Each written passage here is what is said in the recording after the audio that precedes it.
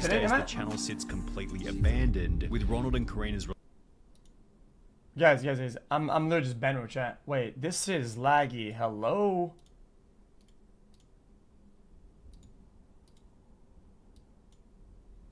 Oh, hell no. relationship having declined pretty significantly. I am a different person from Ronald. My life isn't completely intertwined with Ronald. He's doing his own thing. Why? I don't know, okay? We're not twins or something. And this is a huge problem because the channel was built on the relationship between the two kids. Yeah, I hate this. It's just fucking lagging. Like, I don't even know anymore. sisvsbro was launched in early 2016 when Karina was 9, Ronald was 7, and the two were radiating with excitable energy. Wait, it was what? obvious that the siblings loved making the videos in the beginning, That's and so- when this authentic, fun energy was mixed with a competitive element being their sibling rivalry, the YouTube algorithm began to promote their channel relentlessly. Only 6 months after beginning on YouTube, sisvsbro had already cracked 1 million monthly views. Then only 8 months after that, their channel rocketed past 100 million monthly views, displaying just how quickly they'd become a household name here on YouTube. Every single piece of content they put out was family friendly and relatable to anyone who had siblings, and when this was mixed with a gradual increase in production value and thumbnail quality, the view count on each video began to go crazy. Giant Gummy vs Tiny Gummy, 66 million views. Pancake Art Challenge, 98 million views. Older sibling vs younger sibling, 107 million views. At around the same point in time, being only a year after launching the channel, the sisvsbro family purchased a vacation home in Spain. And today we're gonna do a house tour of our vacation home. And while their previous uploads had made it somewhat obvious that the family was already wealthy prior to beginning YouTube, the purchase of this house was without a doubt aided by the extreme success they were seeing on the sisvsbro channel. Insanely enough, only 4 months after purchasing this vacation home, they'd upload a new video explaining that they were back in Spain looking for another house. And we're in Spain and we're looking for a long-term house. This time viewing significantly larger properties. Ron, check out this house. It's so cool. It's so huge. Check this! Look, there's an elevator! With the purchase of their second new house being mixed with holidays in Africa, Thailand, and Dubai. I'm so excited. This is gonna be our 3rd time going to Thailand. With each location being flown to in business class. But today we're gonna be going to Dubai in business class and we're super excited! Which, how old are they there? Because this is All whilst their channel continued to grow in the background. 2 days ago, we reached 1 million subscribers! sisvsbro rocketed past 2 million, 5 million, then 10 million subscribers, making them Canada's 9th most followed channel, only 3 years after beginning their journey. However, this insane level of success also began to introduce its own set of problems. On a Quora thread discussing the sisvsbro channel, one user wrote, "It was so much fun when they used to make their slime, Orbeez, and hide and seek videos, but as time went by it was all about their house, their room, their iPhones, not the quality content they provided." This statement was backed up. Okay, this is tough because I feel like they're growing up type shit, right? And I feel like even though this is about things, for some reason some people like watching that shit. Sometimes, I mean, dude, look at all the fucking new house video, house shit, this, that. People love that, brother. I hate saying it, but big amounts and money, people click and watch it, dude. Mr. Beast, a lot of videos are about a certain amount of money, certain amount of thing, certain amount of fucking. This is how it is. Like Their what? house, their room, their iPhones, not the quality content they provided. This statement was backed up by another user who wrote, "Their videos mainly feature them bragging about themselves and their possessions. There are some people who think sisvsbro are spoiled, and I personally agree. Back in the early days of this channel, they had slime videos, challenges, pancake art, and food vids. Years later, their channel started having them flex about their iPhones and doing videos like I buy whatever you spell, which was followed by one final anecdote reading, they keep bragging about how rich they are. They're just spoiled children who need discipline." Now we could probably sit here and try to make some over-the-top argument about how flexing ruined Canadian money, look at this shit. the channel's reputation, although the actual data doesn't suggest this at all. Some of the most popular videos posted to the sisvsbro channel include their house tours and travel vlogs, with the success of these videos likely being a partial result of their young audience, as this age group seems far less repulsed by bragging and flexing in comparison to an older audience. Additionally, the flexing done on the sisvsbro channel feels as though it's coming from from two kids simply going through an exciting life, as opposed to bragging from a position of insecurity, as was the case in our Quebblecop video from a couple months back. However, while it's difficult to make the argument that flexing and bragging ruined the channel's reputation, their life of luxury did seem to have an effect on something slightly different: the family's motivation to produce content. In early 2000, I wonder how much time did they become like not spoiled. I feel like, yes, maybe it's a table take. I mean, they kind of work for their money type of thing, right? So it seems like they're like spoiling themselves, or like the people watching the video are spoiling them. They're like creating something that's giving them money. It's not like they're being spoiled in because they do nothing. And like, you guys say work, but you look at any YouTuber that's building something, you guys will say work, but then you say this and you say it's not working. I mean, it's generating money, like, and they're putting time in. That's just how it is. In 2021, sisvsbro would announce that they were making yet another upgrade to their lifestyle by purchasing an absolutely insane 7-bedroom mega mansion. So guys, welcome to our new house. This is the biggest house we've ever lived in. It's truly like America. Guys, it's entertainment, okay? If you saw Miley Cyrus doing her show on Disney, okay? And then you saw her on her own YouTube channel, spoiling herself, buying herself things, you wouldn't blink an eye about it, okay? But because it's this, you guys are being in a certain way. You know what I'm saying? It's huge. Yes, it is humongous. The siblings displayed their incredible new outdoor area. A huge pool. Look how big it is. There's a cover over it right now, but look how huge it is. It's so big. They showed off their indoor gym and sauna. We have a full gym over here. A full gym. We have like all the equipment. As well as the mansion's breathtaking mountain views. And over here we have this amazing view. Look at it. Of these mountains. It's so cool. However, the most interesting thing to note is that in the lead up to this house tour, sisvsbro hadn't uploaded a video in over 2 months. We know we haven't been posting a while, but from now on, we promise we're gonna be posting every single Saturday, because now we have more space to do more videos, because we're gonna be moving to a mansion. Yay! As mentioned, Ronald and Karina plan on posting new videos every single Saturday once they move. Yeah, this is odd. I agree, this is odd. Okay, now I agree. Okay, they made videos from a bathroom that was like 4 foot by 3 foot or some shit. Okay, that was like their best videos or whatever. Them saying that they need more space for videos doesn't make any sense. Like, it just doesn't. Into their mansion, although this isn't what would happen. sisvsbro would upload 2 final videos titled Who Will Win the Master Bedroom in Our New House and Karina's Master Bedroom Tour before the channel would be completely abandoned. Exactly. Wait, the what? Who will win the master bedroom? And Karina's Master Bedroom Tour before the channel would be completely abandoned. Exactly why sisvsbro had disappeared out of the blue wasn't obvious in the beginning. However, in the months that followed, different pieces of evidence began to pop up, showing that there were things going on behind the scenes that weren't all that obvious to their YouTube audience. The family's main problem was that the kids were simply getting older. When the channel began, they were both younger than 10, yet by 2021, Ronald and Karina were both entering puberty. When you're a kid, it's fun to be mean to your sister for 24 hours, but when you're about to go into high school, you might think of it as somewhat pathetic. Additionally, on the topic of going into high school, what are your friends going to think about the videos that you make? The siblings had gotten to an age where all of a sudden you want to fit in with those around you, and it becomes a question of, is continuing to make kids videos on the internet going to help Ronald and Karina fit in at school? Well, apparently not. As shortly after the videos stopped on sisvsbro, Karina would begin to upload content on TikTok, during which she'd begin to sport an image that was significantly different to how she looked on YouTube. Chat. The people. No, chat, guys. I know I'm posting a lot, chat, but you remember last time I said it? Like, I feel like it'd be cool to have like studies about this in the future about family channels. What happens with the psychology of people like grown up with channels, right? I literally said that last time, right? I think this is one of the first example that I see of exactly that, of children making content with like pushed by their parents a little bit, and seeing what happens later on or as they develop. That's like a very like, I think it's an intense thing that it needs to be like analyzed, man. That always wear like one piece of jewelry, like it's always on their person no matter what their outfit is and like what it matches with.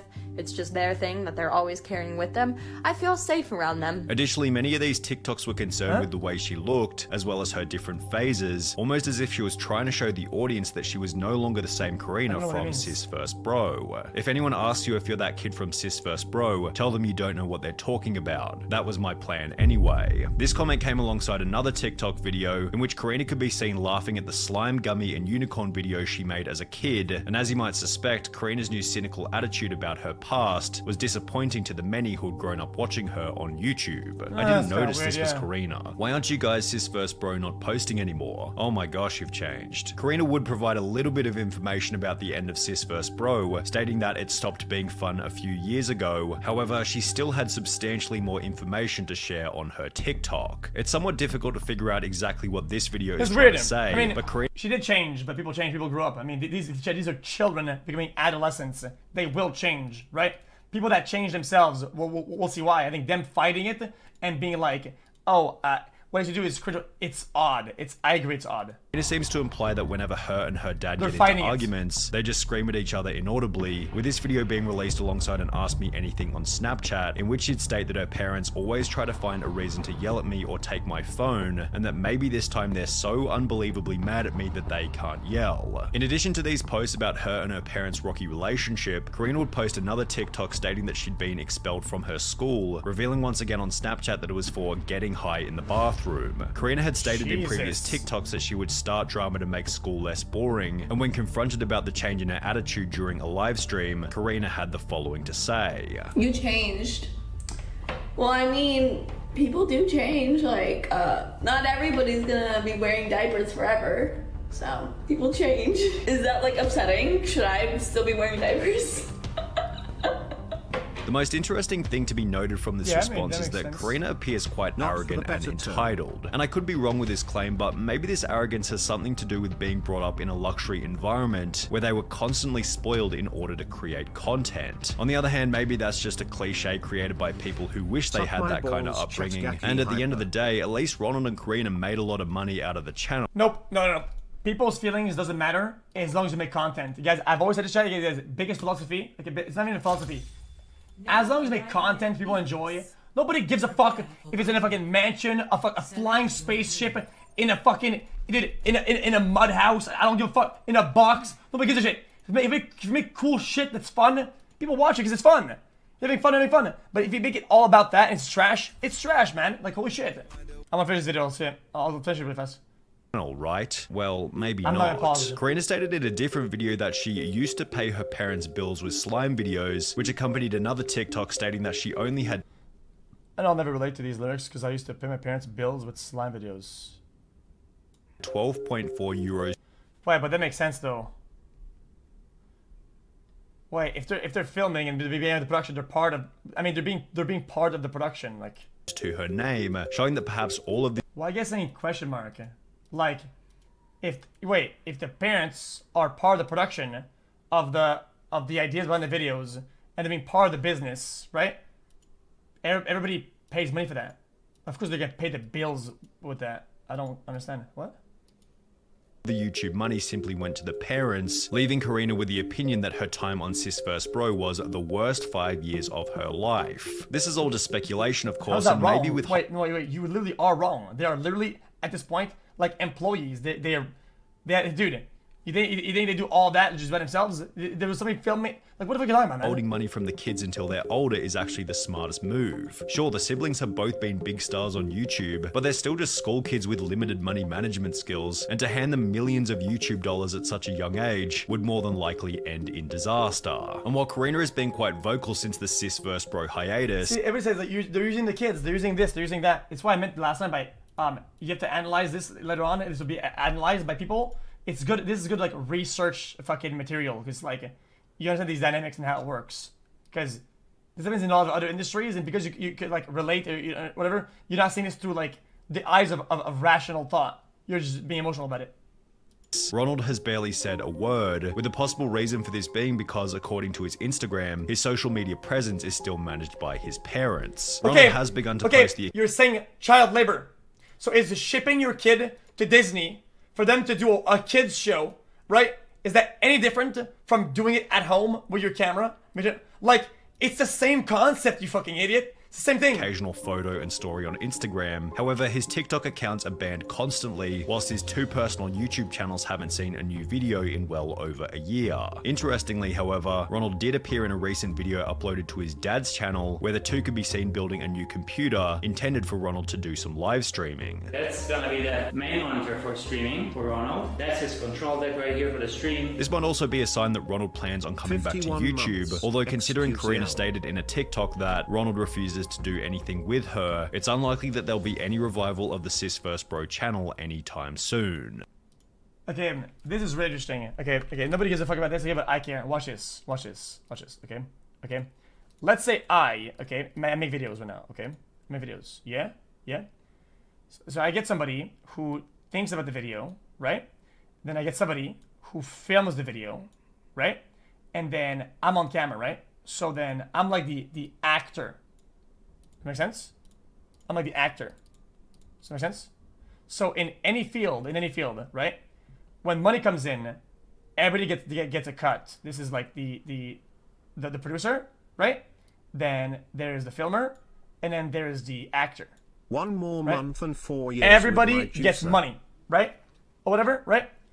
So then, if at that point this is the parents over here, right? And they get money because of the videos, and then they pay their bills, right? So they pay the bills, right? I need the argument that says it's gonna blurry, where you say, oh dude, the video we made is being used to pay the bills. Yeah, well, I mean, it makes sense. That sometimes they're part of the production or the thought behind it. They're part of the business, right? But if you apply this and you say that, people will get mad. I don't know why people will get mad. Why is everybody mad about this? Why is everybody being upset about this? Like, what's the problem? Like, what the fuck? The point of it is they didn't get any of the money. Okay, no shot. Also, I'm pretty sure when you're young, the parents have to control the money. I think that's how it works legally. I don't think, right? Isn't that how it works when you're a child? It's the parents that have to control the money? Literally? People saying no. I am pretty damn sure that's how it is. I don't think they get like all of it until they're 18 or something like that, and they have like a plan. Also, it can be good. Yeah, like it is. In this case, it seems that it was exploitative efforts. Okay. Yeah, I guess it's a tough topic because Disney does that. Disney literally does that to everybody, and nobody literally blinks an eye about it. Everybody just is like, oh, this is fine. Everybody watches the show. Nobody thinks about this shit, and it's like, okay, well, whatever, man. If you're 14, you work at Walmart, you get the money. Okay, it's not the same thing. Family equals Disney. Okay, so then, all of this. Okay, all of this.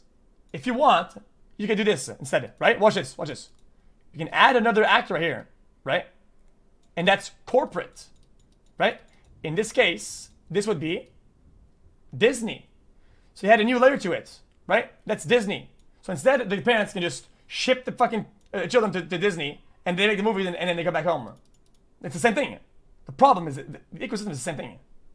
Like, what the fuck? Here's a video to help you prove your point. I'm here to tell you right now, we don't care. Let me tell you, we don't care. I'm here to tell you right now, we don't care. Let me tell you, we don't care. Cam?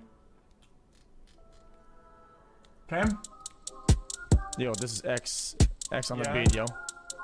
Okay. My voice as well. That ass. Anyone knows that boy? I don't know, he's just so soy. Anyone knows that boy? I don't know, he's just so soy.